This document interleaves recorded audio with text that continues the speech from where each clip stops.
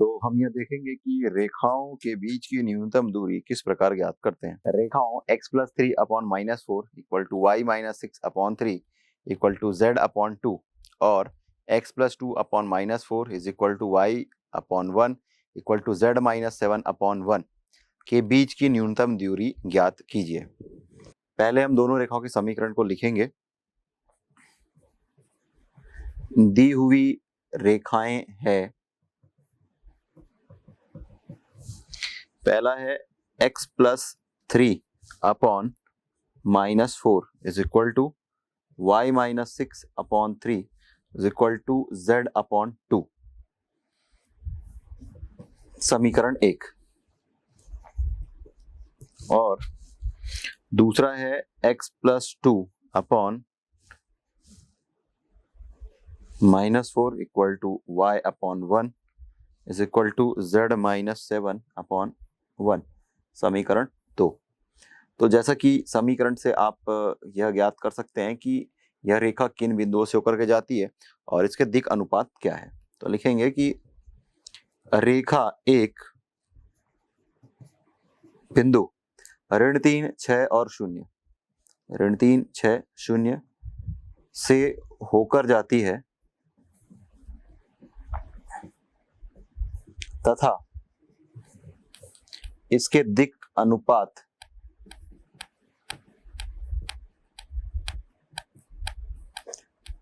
ऋण 4, 3, 2 है। तो इसलिए यहां से हम लिख सकते हैं A1 is equal to -3i plus 6j plus 0 into k, और इसी तरीके से vector B1 is equal to -4i plus 3j प्लस 2k। पुनः रेखा 2 बिंदु ऋण 2, 0, 7 से होकर जाती है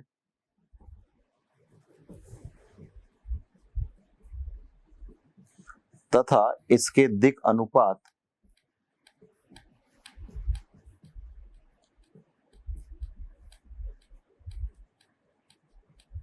ऋण 4, 1, 1 है। इसलिए vector A2 is equal to -2i plus 0 into j plus 7 into k, तथा वेक्टर B2 ये आपको मिल जाएगा -4i plus j plus k। तो जैसा कि आपको पता है कि न्यूनतम दूरी ज्ञात करने के लिए हमें vector A2 minus vector A1 ज्ञात करना होता है। तो ये वेक्टर A2 है और इसमें वेक्टर -A1 करना है। तो -2i प्लस 3j, तो ये वेक्टर i, फिर -6j प्लस 7k। इसी तरीके से B1 क्रॉस B2 ये i, j और k। B1 ये -4, 3, 2, B2 -4, 1, 1 सॉल्व करेंगे तो मिल जाएगा i 4 into 3 that is 3 -2 -j -4 plus 8 और प्लस k -4 प्लस 12। इसको सॉल्व करेंगे तो मिल जाएगा i -4 j प्लस 8 k। यहाँ से यदि हम इसका मॉड कैलकुलेट करें B1 क्रॉस B2 का mod, so this will be equal to square root over 1 का स्क्वायर 1 -4 का स्क्वायर 16 और 8 का स्क्वायर 64। सॉल्व करेंगे तो मिल जाएगा √81, सॉल्व करने पर मिल जाएगा 9। सो अदिश त्रिगुणनफल या फिर स्केलर ट्रिपल प्रोडक्ट, इसको ऐसे स्क्वायर के ब्रैकेट में लिखते हैं A2 minus A1 then B1 B2 A dot B cross C ऐसा होता है। तो ये वाला जो पद है this is A2 minus A1 vector A dot B cross C, तो ये B1 क्रॉस B2 वेक्टर ये अपने कैलकुलेट कर रखा है। A1 माइनस A2 ये हमें मिला था, यहाँ से ये वाला आंसर देख सकते हैं। I cap minus 6 J cap plus 7 K cap और B1 क्रॉस B2 ये वाला term. This is I cap minus 4 J cap plus 8 K cap. Multiply करेंगे तो मिल जाएगा I इंटू आई, इसका कोफिशिएंट 1 माइनस 6 इंटू माइनस 24, ये मिल जाएगा minus 6 into minus 4 minus minus plus 24, और 7 और 8 को गुणा करेंगे तो मिल जाएगा 56।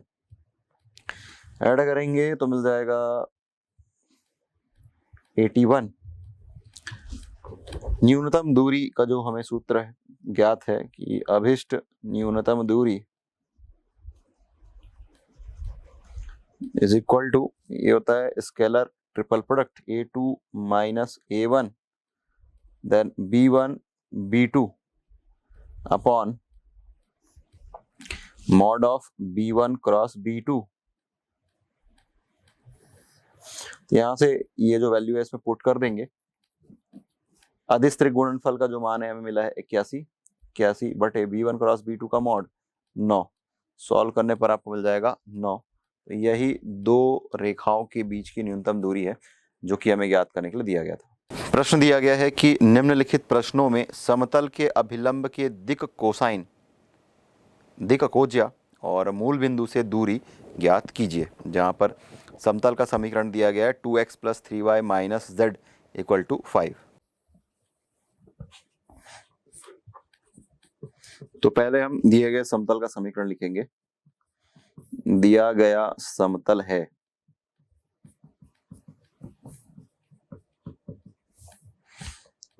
To x plus 3y minus z equal to 5। माना कि ये समीकरण 1 है। तो इस स्थिति में ये ax plus by plus cz plus d इस फॉर्म पर है। इसको हमें अभिलंब रूप अर्थात lx plus my plus nz equal to p इस रूप में बदलना है। तो उसके लिए हम समीकरण 1 को स्क्वायर रूट ओवर x का जो गुणांक है उसका वर्ग, 2 का वर्ग 4, 3 का वर्ग 9 और ऋण 1 का वर्ग 1, सरल करने पर हमें मिल जाएगा वर्गमूल 14। तो समीकरण 1 को वर्गमूल 14 से भाग देने पर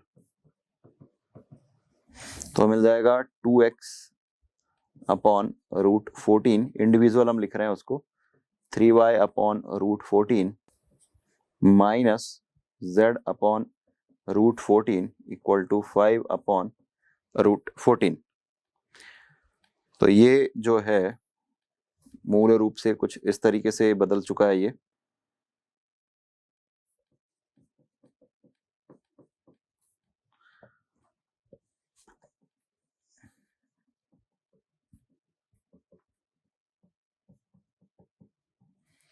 तो ये जो समीकरण है ये Lx plus My plus Nz equal to P अभिलंब रूप से तुलना करने पर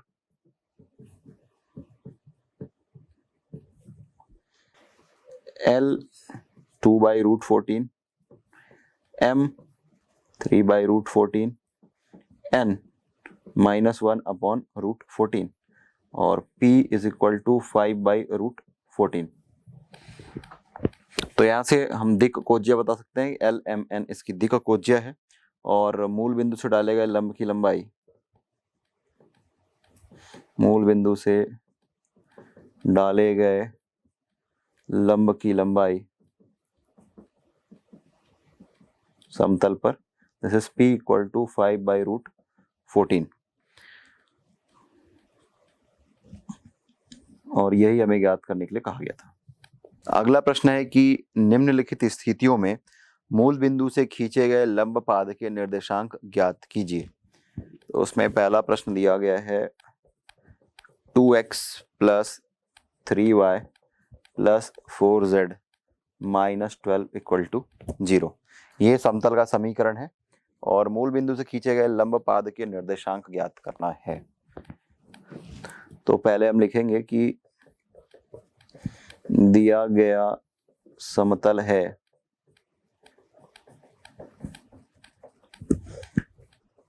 to x plus 3y plus 4z minus 12 equal to 0। माना कि समीकरण 1 है। माना लंब पाद के निर्देशांक m ये x y z है। तो यहां से हम OM रेखा का समीकरण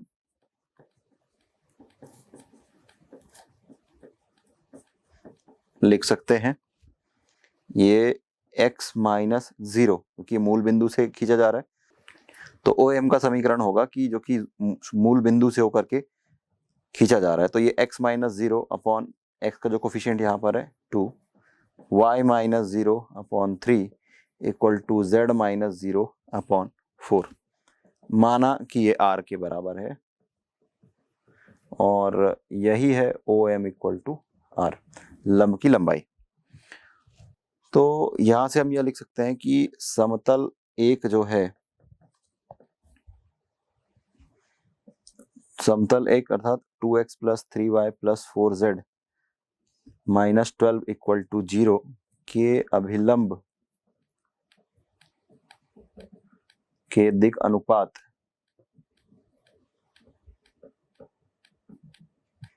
दो, तीन, चार है। तो यहां से हम लिख सकते हैं x equal to 2r, y equal to 3r और z इक्वल टू 4r। तिर्यक गुणा करने पर हमें ये मिल गया। इस तरीके से m का जो निर्देशांक है ये हमें मिल रहा है 2r, 3r और 4r। तो ये जो बिंदु का निर्देशांक है समतल के समीकरण को भी संतुष्ट करेगा क्योंकि ये निर्देशांक समतल पर स्थित है। तो समीकरण 1 से 2 into x plus 3 into y plus 4 into 4r minus 12 is equal to 0 मिल जाएगा। 4r plus 9r plus 16r is equal to 12। आपको मिल जाएगा 29r equal to 12, that implies r equal to 12 upon 29। तो इसलिए लंब पाद के निर्देशांक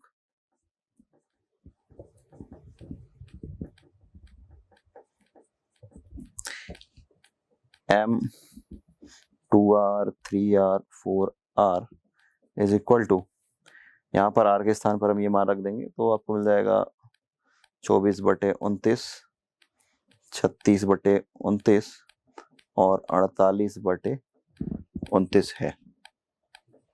और यही हमें ज्ञात करने के लिए दिया गया था।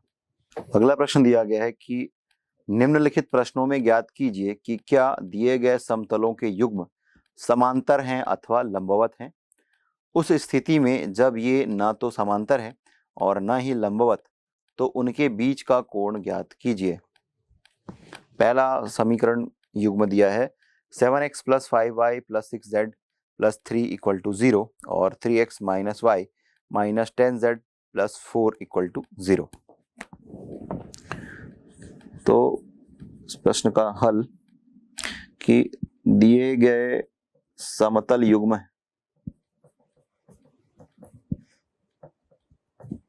हैं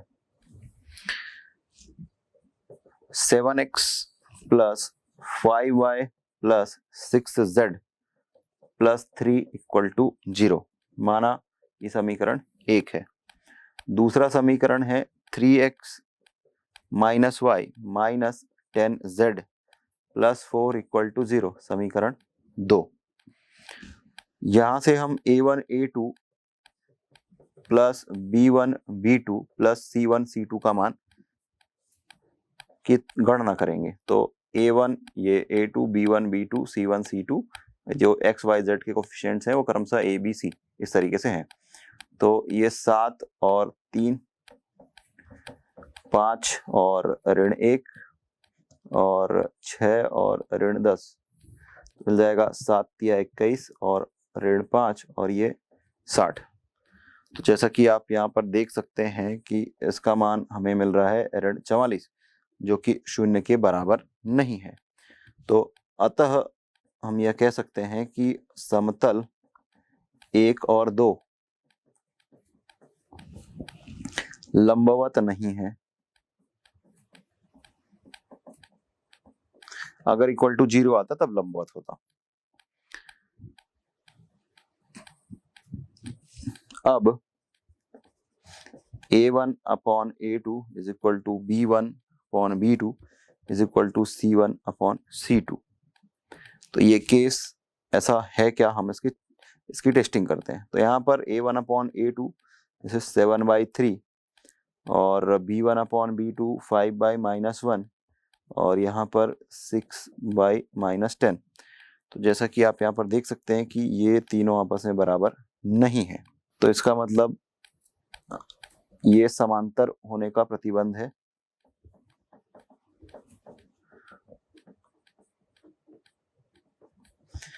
तो यहाँ से इस स्थिति से सिद्ध हुआ कि ये लंबवत नहीं है और इस स्थिति से यह सिद्ध होता है कि दोनों समतल समांतर नहीं है। तो हम लिखेंगे अतः समतल 1 और 2 समांतर नहीं है, उनके बीच का कोण हमें ज्ञात करना है। तो उनके बीच का कोण थीटा अगर हो तो लिखते हैं cos theta equal to mod of a1 a2 plus b1 b2 plus c1 c2 whole upon square root over a1 square plus b1 square plus c1 square into a2 square plus b2 square plus c2 square. ये mod a1 a2 b1 b2 plus c1 c2 ये हमने calculate किया, ये -44, ये -44 upon square root of a square plus b a1 square plus b1 square plus c1 square. तो यहाँ पर a1 जो है ये 7 का स्क्वायर है 49 प्लस 5 का स्क्वायर 25 प्लस 6 का स्क्वायर 36। सिमिलरली a2 का स्क्वायर 3 का स्क्वायर 9 -1 का स्क्वायर 1 और 10 का स्क्वायर 100। सो ये -44 अपॉन इसको ऐड करेंगे तो 110 मिलेगा और इसको भी ऐड करेंगे तो 110 मिलेगा। तो √110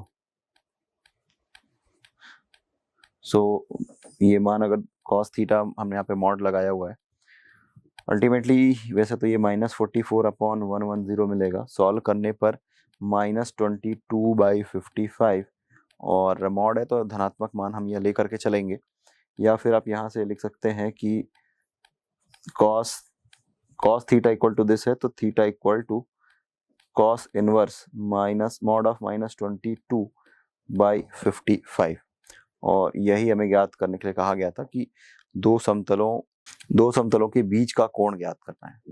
इस अध्याय में हमने पढ़ा सरल रेखा को 3 डायमेंशन में, जहां पर सबसे पहले आपने यह देखा कि सरल रेखा का समीकरण क्या होता है 3 डायमेंशन में, जो कि ax plus by plus cz plus d equal to 0 ये मानक रूप होता है। इसके बाद आपने देखा कि सरल रेखा के इस समीकरण को सममित रूप में किस प्रकार परिवर्तित करते हैं, सममित रूप से विषम सममित रूप में किस प्रकार रेखा का रूपांतरण करते हैं, दो रेखाओं के बीच की दूरी किस प्रकार ज्ञात करते हैं, दो रेखाओं के बीच का कोण किस प्रकार ज्ञात करते हैं, एक समतल पर किसी बिंदु से डाले गए लंब की लंबाई किस प्रकार ज्ञात करते हैं, और आपने यह भी देखा कि दो रेखाएं कब समतलीय होता है और कब विषमतलीय होता है। हमने यह भी देखा कि दो रेखाओं के बीच की न्यूनतम दूरी किस प्रकार ज्ञात करते हैं और दो रेखाओं के समतलीय होने का प्रतिबंध क्या होता है, एक बिंदु से किसी समतल पर डाले गए लंब की लंबाई और लंब पाद के निर्देशांक किस प्रकार ज्ञात करते हैं, यह भी देखा हमने। और साथ में अंत में हमने देखा कि सरल रेखा का सदिश रूप क्या होता है और सरल रेखा यदि किसी सदिश के समांतर है तो उसका समीकरण किस प्रकार लिखते हैं। तो इस प्रकार पूर्ण रूप से हमने सरल रेखा का अध्ययन बड़े अच्छे तरीके से किया। तो इस प्रकार यह अध्याय समाप्त होता है।